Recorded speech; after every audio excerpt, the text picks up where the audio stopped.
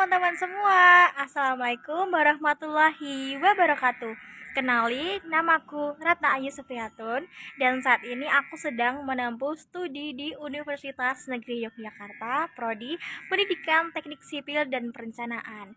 Oke nih teman-teman, jadi di video kali ini aku akan menjelasin gimana sih sistem plumbing dan sanitasi yang ada di rumahku. Jadi tonton terus ya videonya.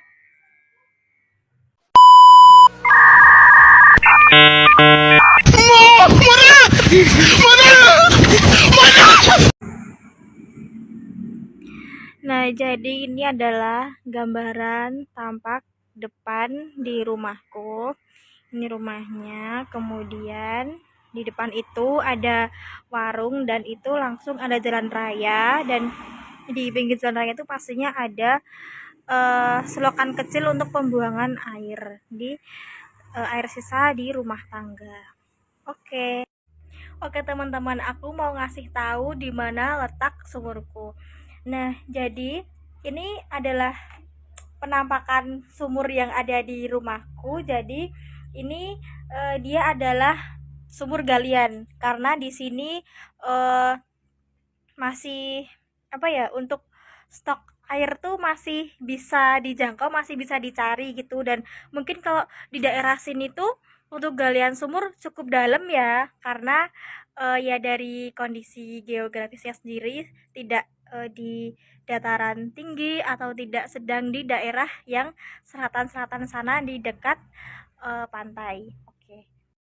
Nah, ini adalah sumurnya, kemudian ada pipa. Nah, ini kenapa kok ada dua pipa? Karena dalamnya itu ada dua sanyo. Kenapa memakai dua sanyo? Karena sanyo yang pertama itu dipakai untuk kebutuhan rumah rumah sendiri, dan sanyo yang kedua itu untuk kebutuhan di warung di depan tadi. Nah, agar untuk kebutuhan airnya tuh bisa terbagi secara lancar, tidak ada eh, air yang harus mengalir lama dari sini karena terbagi kebutuhan rumah tangga. Nah, agar menghindari yang seperti itu. Nah, oke, kemudian akan aku tunjukin eh, tandon penampung air. Nah, di sini ada dua teman-teman karena tadi dari sisanya sendiri ada dua dan tandonnya sendiri ada dua.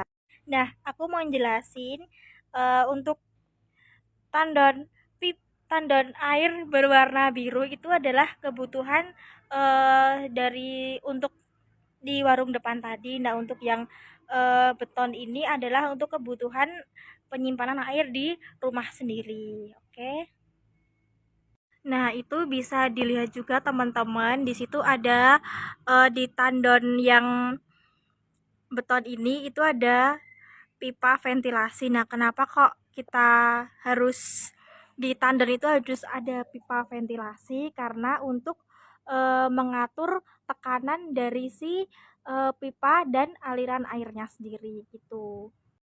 Nah, oke, kita akan masuk ke kamar mandi. Ini adalah kamar mandi luar ya. Yang di atas kamar mandi ini tadi ada tandon, di tandon penampung air tadi, dan itu ada pipa yang dia langsung mengalirkan dari tandon ke pipa-pipa untuk keperluan rumah tangga. Nah, teman-teman, aku di sini mau ngasih tahu kenapa kok ada ini kegunaan si keran warna hijau ini. Nah, jadi si keran warna hijau itu tadi untuk dia tuh kan bisa diputar ya, bisa dibuka, bisa ditutup juga aliran airnya. Nah, kenapa kok pakai itu? Karena misalkan nih nanti ada keran-keran yang mengalami maintenance, seperti misalkan ada keran yang dia mati, dia nggak bisa berfungsi. Nah, ntar larinya langsung menutup si keran ini, saluran air ini. Nah, agar dia tertutup dulu dan bisa dibenahi dulu kerannya yang mengalami maintenance tadi. Jadi gitu teman-teman. Nah, teman-teman, di sini juga ada floor drain. Nah, nanti air ini nantinya dia akan langsung lari ke resapan air. Nah, kalau untuk si kloset ini nanti dia larinya akan ke septic tank. Nah, karena di tempat pembuangannya sendiri itu memang harus dibedakan teman-teman. Karena apa? Karena kan di septic tank sendiri nanti tuh ada bakteri yang namanya bakteri coli. Nah, bakteri coli itu nanti fungsinya berfungsi untuk mengurai sisa kotoran manusia. Nah, kenapa kok nggak disatukan aja? Karena nanti misalkan si bakteri nanti dia itu nanti ketemu dengan bahan senyawa kimia, air kimia, yaitu sabun-sabun tadi, maka dia tidak bisa mengurai secara uh, lancar, dan nanti akan terjadi penumpukan air-air sisa yang ada di situ dan tidak terurai secara biologis. Jadi gitu teman-teman. Nah, lanjut, ini ada mesin cuci. Di depannya sendiri ada keran, dan keran tadi yang dari tandon yang semen itu tadi, ada keran untuk mengalirkan air di dalamnya. Dan juga keran ini, pipa ini dia tuh nyambung ke sini, nyambung. Dan ini aku tuh nggak tahu kenapa kok dia tuh harus naik gitu, tukangnya dulu yang buat. Oke, terus di sini ada keran untuk kebutuhan cuci, dan juga di sini ada keran lagi, biasanya digunain untuk wudhu atau ya cuci-cuci apa gitulah. Dan ini dia kan masuk ya, di dalamnya sini tuh dia ada wastafel gitu teman-teman. Nah, itu ditutup, ada dop capnya gitu. Ini airnya dari tandon tadi ya, langsung disalurkan, disambungin ke pipa-pipa. Nah, ini teman-teman si wastafel yang aku bicarakan di depan tadi. Oke, kita coba aliran airnya keluar, cukup untuk kegiatan mencuci. Dan oke, pemasangannya memang dia pas langsung di lubangnya, enggak dia yang ada di aliran airnya enggak kena sini, dan dia pas bener-bener langsung di lubangnya. Oke, kita lihat di bawahnya, ini langsung ada saluran pembuangannya di sini, memakai pipa. Dan nah teman-teman, si air wastafelnya tadi kan disebut dengan air bekas. Nah, untuk air bekas di dapur di wastafel ini tadi, dia larinya langsung ke resapan air. Dan seharusnya kan ya harus ada seperti bak penangkap lemah atau bak kontrol. Nah, di rumahku ini nggak ada teman-teman, jadi dia larinya langsung ke saluran resapan gitu. Nah, lanjut, ini ada kamar mandi dalam. Ini ada keran untuk kebutuhan, biasanya digunakan untuk wudhu. Ini ada keran juga untuk ditampung ke bak buat mandi. Kemudian di sini ada kloset duduk, dan di sini ada floor drain. Nanti dia larinya ke peresapan. Dan di sistem air kotor tuh adalah air dari si klosetnya sendiri. Nah, itu nanti dia larinya ke septic tank rumah, dan di situ nanti ada bakteri coli yang dia akan mengurai sisa kotoran manusia untuk diurai menjadi tanah gitu teman-teman. Karena perencanaan lantai kamar mandi itu sebenarnya ada perhitungannya, dan dia harus miring dengan kemiringan 5%. Coba kita aliri air, kalau memang ininya kemiringan lantainya benar, maka nanti airnya akan melaju ke floor drain. Oke, kita coba.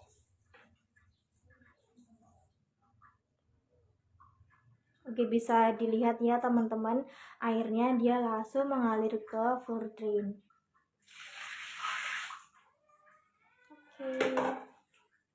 Nah, untuk si kloset jongkok sendiri nanti ini ada tempat untuk pipa penerimaan air. Nah, ini tadi tempatnya di luar sana teman-teman, di dekat tempat mesin cuci tadi. Nah, itu kan di sana tadi ada beberapa banyak bercabang-cabang berkelok-kelok pipa ya. Nah, tadi ada salah satu aliran yang pipanya ditujukan di kamar mandi dalam untuk kebutuhan klosetnya gitu.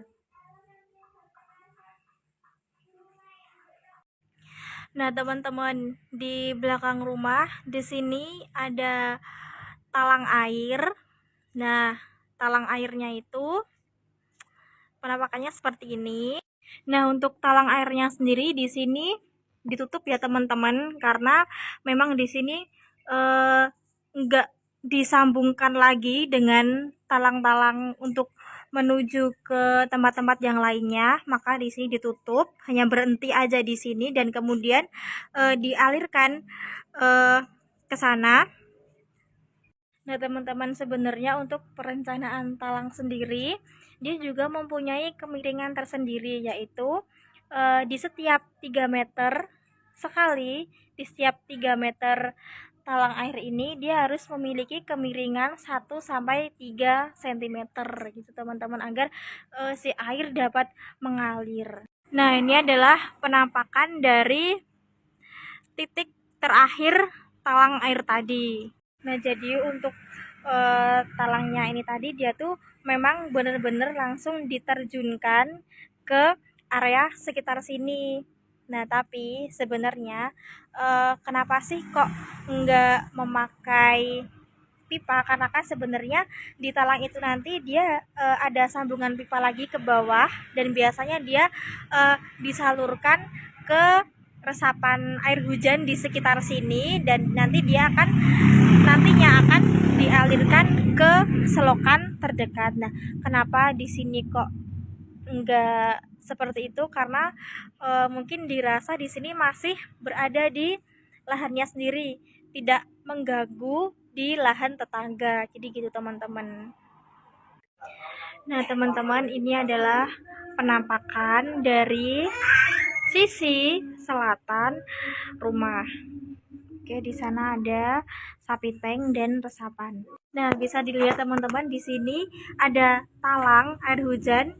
Kemudian dia di sini, hanya di sini nih, dia disambungin dengan si pipa air hujan sendiri dan nanti airnya itu langsung disalurkan ke selokan terdekat. Dan kenapa kok di sini harus disambungkan dengan pipa? Karena bisa dilihat dia teman-teman dari kondisi lahan sendiri yang sempit dan tidak memungkinkan untuk menerjunkan air jika tidak disambungkan dengan pipa. Itu, teman-teman. Oke, di sini ada di sini ada sapi tank. Sapi tanknya tuh di sebelah sini, teman-teman. Di sini. Kemudian di sebelah sananya itu adalah resapan air.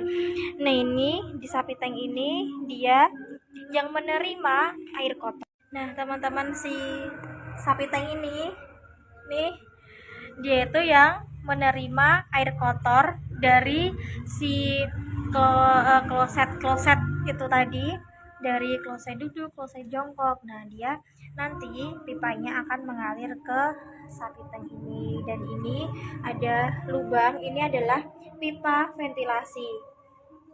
Kenapa kok di sapi tank sendiri harus tersedia pipa ventilasi? Karena di dalam bak sapi tank itu terdapat sebuah gas dari sisa pembuangan kotoran manusia, dan jika dia tidak ada pipa ventilasi maka gas-gas yang ada di dalamnya akan menumpuk memenuhi ruang dan nantinya akan terjadi ledakan. Dan kenapa harus dikasih pipa ventilasi? Ya memang karena agar gas-gas yang ada di dalamnya itu dia bisa keluar dan tidak terjadi ledakan gitu teman-teman. Nah, jadi emang kenapa kok di sekitar samping itu bau ya, karena ada si gas-gas tadi yang harus dikeluarkan gitu. Dan di dalamnya ada sebuah bakteri E. coli yang dia nanti akan menguraikan kotoran manusia menjadi tanah. Dan kalau teman-teman tanya nih, kalau sapi tank itu kan kotoran manusia ya, nanti larinya kemana gitu. Dan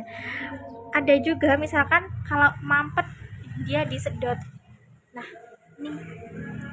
ini fungsinya untuk nyedot ketika terjadi kemampetan di sapi tank sendiri gitu.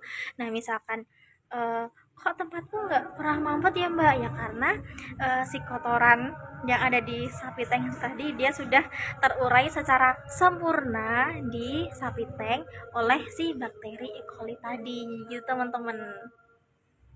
Nah teman-teman, tadi kan aku ngasih tahu kalau di samping sapi tank ini tadi dia kan ada si resapan air. Nah, resapan airnya tuh di sebelah sini teman-teman. Nah, kalau di rumahku di resapan air ini dia hanya menerima air dari si full drain tadi dan dari air wastafel. Jadi cuman dua itu aja. Nah, memang dibedakan ya tempatnya antara si buangan dari kloset dan dari uh, mandi dan cuci piring itu teman-teman. Dan nantinya si resapan air ini tadi nanti dia langsung akan dialirkan ke sana, ke selokan terdekat. Jadi ini kan pinggir jalan, dan nanti di pinggir jalan itu memang ada selokan-selokan kecil, kalau dalam bahasa Jawanya kalen. Nah itu dia nanti akan dialirkan ke sana gitu teman-teman. Kalau si sapi tank tadi dia nggak dialirkan karena dia nanti akan terurai sendiri oleh si bakteri E. coli tadi, khusus untuk si sapi tank gitu teman-teman. Kalau di resapan air dia akan disalurkan ke selokan terdekat, hanya si resapan air, tidak untuk sapi tank gitu teman-teman. Nah itu tadi teman-teman gambaran dan udah aku jelasin gimana sih sistem plumbing dan sanitasi yang ada di rumahku. Cuman itu tadi apa ya, keadaannya tuh enggak semuanya benar dan baik. Misalkan contohnya di sistem talang air hujan sendiri tadi dia tidak disambungkan dengan pipa air hujan dan tidak ada itu bak resapan air hujan sendiri juga di rumah. Jadi memang langsung dialirkan ke selokan terdekatnya. Biasanya kan yang paling benar emang ada yang langsung dialirkan ke selokan terdekat. Cuman biasanya eh, memang harus ada tempat resapan air hujan sendiri gitu agar tidak menggenangi area sekitar rumah. Dan juga eh, kesalahan yang lain tuh ada di dapur tadi. Di dapur rumahku tuh dia nggak ada bak penangkap lemaknya. Jadi yang benar itu memang harus ada bak penangkap lemaknya di sekitar dapur tadi. Karena apa? Karena misalkan terjadi maintenance terhadap eh, saluran pembuangan dari si wastafel tadi, maka kan secara gampang bisa dicari di bak penangkap lemaknya dan bisa dibersihkan. Tapi karena berhubung tadi nggak ada, kalau seperti itu tadi mungkin untuk penyelesaian masalahnya jika terjadi maintenance, yaitu secara rumit dia akan membongkar pipa-pipa yang eh, ada di salurannya wastafel tadi gitu. Jadi yang benar tuh memang harus ada bak penangkap penangkap lemaknya untuk mengkontrol jika terjadi maintenance itu. Nah, itu tadi teman-teman penjelasan mengenai sistem plumbing dan sanitasi di rumahku. Terima kasih kepada teman-teman yang sudah menonton. Bye bye.